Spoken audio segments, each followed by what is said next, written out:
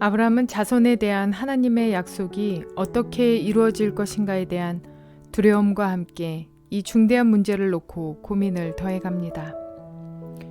이후 약속을 받은 지 10년이 흐르도록 여전히 후손이 생기지 않자 사레가 불안해하면서 아브라함에게 자신의 여종 하갈과 동침할 것을 제안했습니다. 그러나 이 성급한 대안은 곧 믿음의 가정에 분란과 갈등을 만들었습니다. 약속이 현실이 되어가기 바로 직전 두 가지의 중요한 변화가 선행되었습니다. 첫째는 하나님께서 아브라함의 이름을 여러 민족의 아버지라는 뜻의 아브라함으로 바꿔주신 것이고, 둘째는 아브라함이 하나님의 할례 명령에 순종해서 언약의 확실성을 받아들인 것입니다. 이러한 것들을 기억하셔서 통독에 도움이 되시기를 바랍니다. 창세기 15장. 이런 일들이 일어난 뒤에 주님께서 환상 가운데 아브라함에게 말씀하셨다. 아브라함아, 두려워하지 말아라. 나는 너의 방패다. 네가 받을 보상이 매우 크다. 아브라함이 여쭈었다. 주 나의 하나님, 주님께서는 저에게 무엇을 주시렵니까? 저에게는 자식이 아직 없습니다. 저의 재산을 상속받을 자식이라고는 다마스커스 녀석 엘리에셀 뿐입니다. 주님께서 저에게 자식을 주지 않으셨으니 이제 저희 집에 있는 이 종이 저의 상속자가 될 것입니다. 아브라함이 이렇게 말씀드리니 주님께서 그에게 말씀하셨다. 그 아이는 너의 상속자가 아니다. 너의 몸에서 태어날 아들이 너의 상속자가 될 것이다. 주님께서 아브라함을 데리고 바깥으로 나가서 말씀하셨다. 하늘을 쳐다보아라. 네가 셀 수 있거든 저 별들을 세어보아라. 그리고는 주님께서 아브라함에게 말씀하셨다. 너의 자손이 저 별처럼 많아질 것이다. 아브라함이 주님을 믿으니 주님께서는 아브라함의 그런 믿음을 의로 여기셨다. 하나님이 아브라함에게 말씀하셨다. 나는 주다. 너에게 이 땅을 주어서 너의 소유가 되게 하려고 너를 바빌로니아의 우르에서 이끌어내었다. 아브라함이 여쭈었다. 주 나의 하나님, 우리가 그 땅을 차지하게 될 것을 제가 어떻게 알 수 있습니까? 주님께서 말씀하셨다. 나에게 3년 된 암송아지 한 마리와 3년 된 암염소 한 마리와 3년 된 순양 한 마리와 산비둘기 한 마리와 집비둘기 한 마리씩을 가지고 오너라. 아브라함이 이 모든 희생 제물을 주님께 가지고 가서 몸통 가운데를 쪼개어 서로 마주보게 차려 놓았다. 그러나 비둘기는 반으로 쪼개지 않았다. 솔개들이 희생 제물의 위에 내려왔으나 아브라함이 쫓아버렸다. 해가 질 무렵에 아브라함이 깊이 잠든 가운데 깊은 어둠과 공포가 그를 짓눌렀다. 주님께서 아브라함에게 말씀하셨다. 너는 똑똑히 알고 있거라. 너의 자손이 다른 나라에서 나그네 살이를 하다가 마침내 종이 되어서 400년 동안 괴로움을 받을 것이다. 그러나 너의 자손을 종살이하게 한 그 나라를 내가 반드시 벌할 것이며 그 다음에 너의 자손이 재물을 많이 가지고 나올 것이다. 그러나 너는 오래오래 살다가 고이 잠들어 묻힐 것이다. 너의 자손은 4대째가 되어서야 이 땅으로 돌아올 것이다. 아모리 사람들의 죄가 아직 벌을 받을 만큼 이르지는 않았기 때문이다. 해가 지고 어둠이 짙게 깔리니 연기나는 화덕과 타오르는 횃불이 갑자기 나타나서 쪼개놓은 희생제물 사이로 지나갔다. 바로 그날 주님께서 아브라함과 언약을 세우시고 말씀하셨다. 내가 이 땅을 이집트 강에서 큰 강 유프라테스에 이르기까지를 너희 자손에게 준다.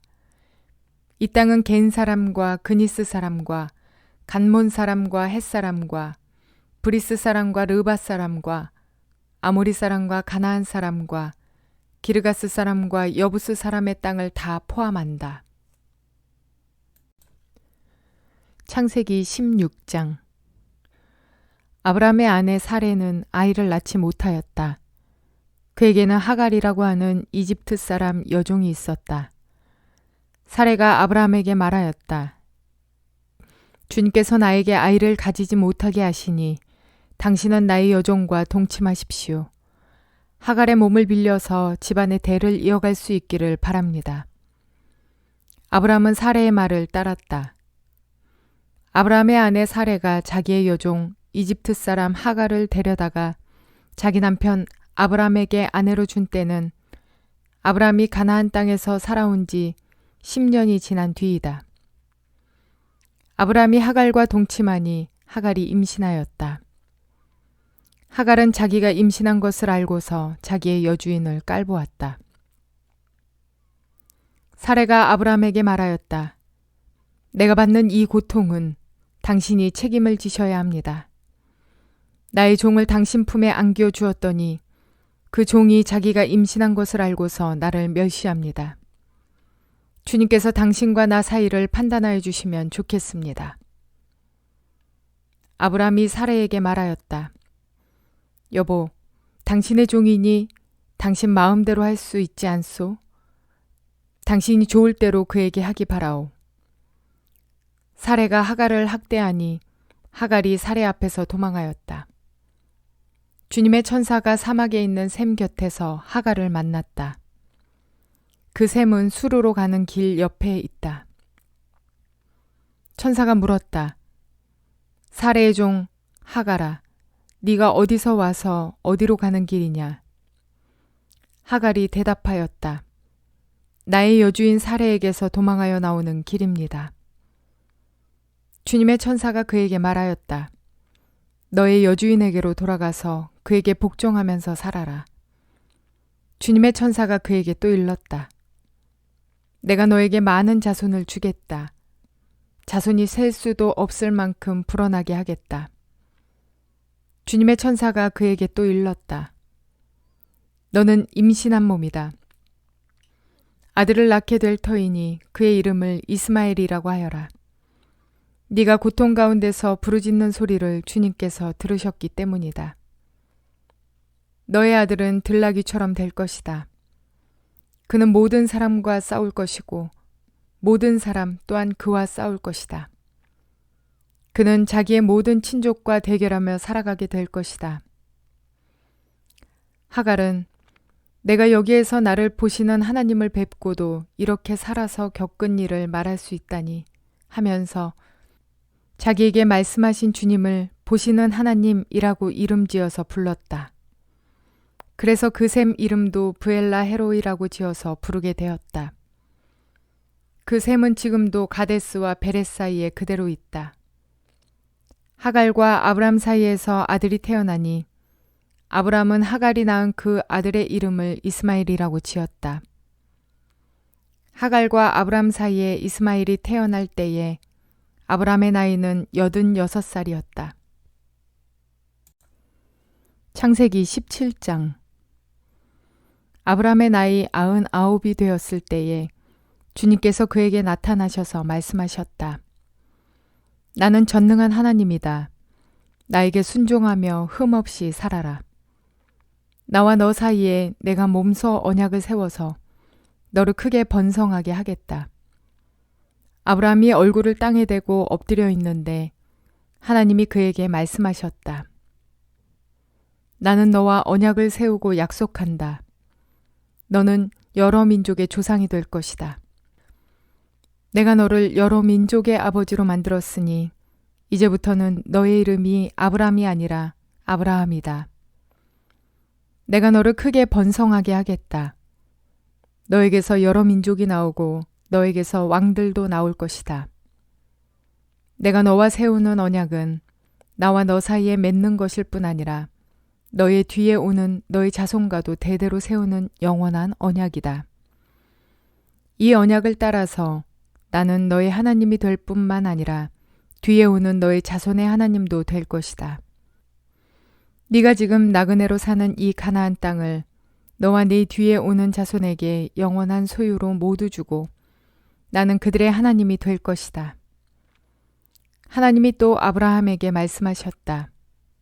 너는 나와 세운 언약을 잘 지켜야 하고 네 뒤에 오는 너의 자손도 대대로 이 언약을 잘 지켜야 한다.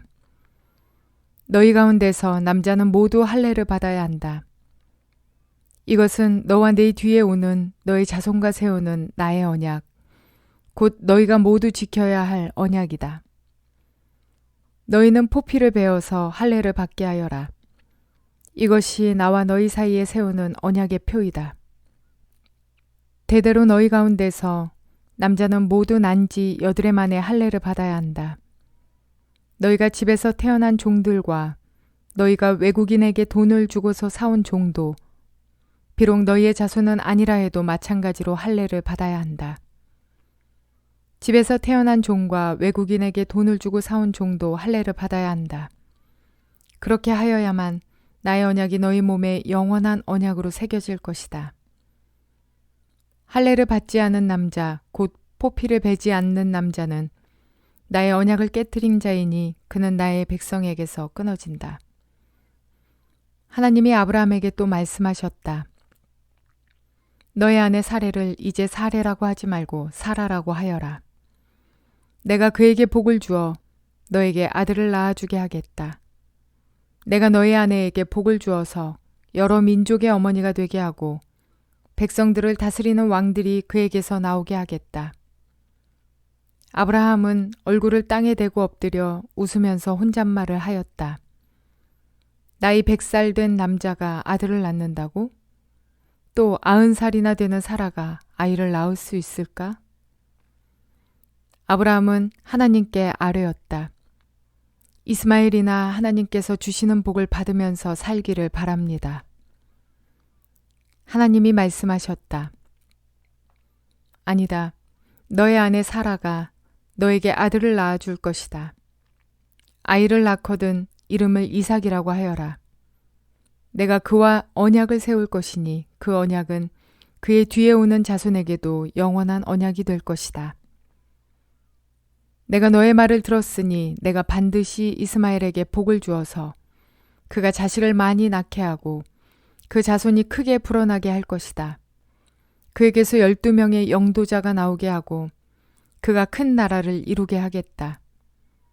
그러나 나는 내년 이맘때에 사라가 너에게 낳아줄 아들 이삭과 언약을 세우겠다. 하나님은 아브라함에게 말씀을 다하시고 그를 떠나서 올라가셨다. 바로 그날에 아브라함은 자기 아들 이스마엘과 집에서 태어난 모든 종과 돈을 주고 사온 모든 종, 곧 자기 집안의 모든 남자와 함께 하나님이 말씀하신 대로 포피를 베어서 할례를 받았다. 아브라함이 포피를 베어서 할례를 받은 것은 그의 나이 99살 때이고 그의 아들 이스마엘이 포피를 베어서 할례를 받은 것은 이스마엘의 나이 13살 때이다.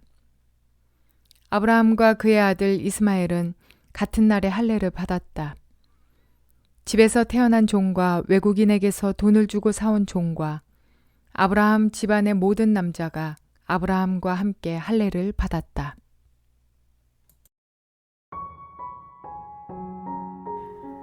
고대 근동에서는 약속을 체결할 때 짐승을 쪼개어서 벌려놓은 후에 그 사이를 당사자들이 지나갑니다. 이것은 약속을 어길 시에는 이러한 죽음이야 라는 의미를 가집니다. 그런데 아브라함이 하나님의 명령에 따라 짐승을 쪼개 놓았을 때 그 사이로 하나님의 임재를 상징하는 타는 횃불이 지나갔습니다. 이는 하나님께서 아브라함에게 말씀하신 그 언약이 반드시 이루어질 것에 대한 확증입니다. 이어 아브라함과 그의 가족 그리고 이후 그의 모든 후손들이 할례를 받을 때 하나님께서는 아브라함과 그의 모든 후손의 하나님이 되어주신다는 언약입니다. 오늘날 성령으로 말미암아 그리스도를 통한 마음의 할례를 받은 우리에게까지 그 언약은 동일하게 유효합니다. 전능자 되시며 창조주 되시는 하나님께서 나의 하나님이 되어주시겠다는 것입니다. 얼마나 놀랍고 기쁜 일입니까? 흙수저로 태어난 나에게 어느 날 대기업의 회장님이 찾아와서 내가 너를 양자로 삼겠다. 그리고 너뿐만 아니라 너의 모든 후손까지 유효한 책임으로 내가 약속하겠다 라고 말한다면 얼마나 놀라운 삶의 변화가 시작될까요? 하물며 대기업 회장보다 비교할 수 없이 크고 높으신 분께서 친히 나의 하나님이 되어주시겠다는 언약의 소식이니 그 언약이 지금 오늘 저와 여러분에게도 유효하니 놀라운 소식이 아닐 수 없습니다.